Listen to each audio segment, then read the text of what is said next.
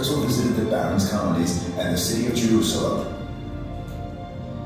Herzl, who was a journalist and playwright, devotes himself to writing a book that describes the future Palestine based on his vision, a cultural, industrial, and socially ethical state.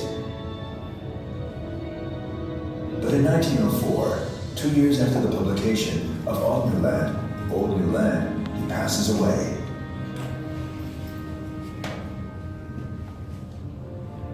Akiva Weiss, a follower of Herzl, receives the news of Herzl's death while aboard a ship to Palestine.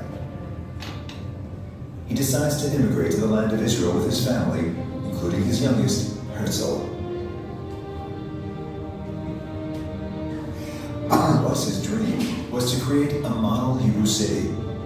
In a pamphlet published in 1906, he wrote, "Just as the city of New York forms the main gate of entry into America, so we must enhance our city, so that in time it will become the Israeli New York."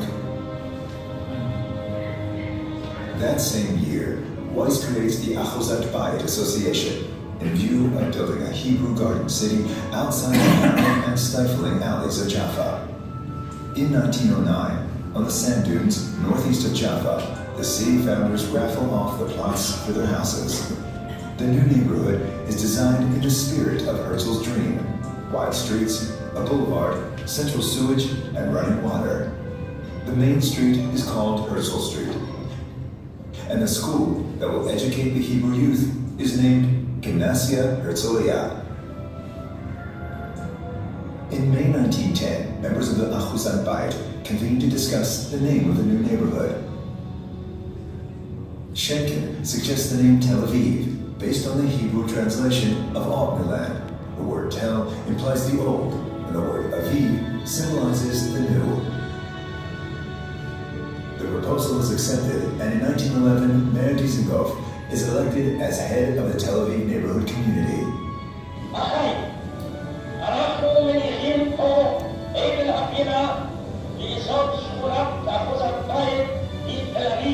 Mayor Dizengoff builds his home on the plot he won through the raffle. This is the house in which we are now located.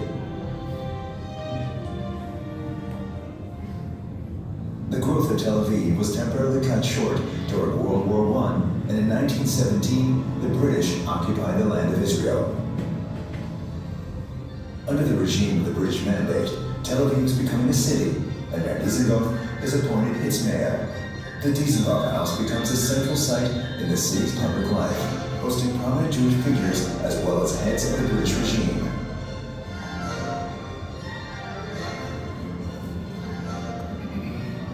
In the late 1920s, a story is added to the house, and public activities therein expand. Dizengoff, who dreamed of a business and cultural center that would symbolize the concept of Jewish independence, promotes the Hebrew theaters and an opera house. In 1930, Dizengoff's wife Sina passes away. He donates his house to establish an art museum in her memory.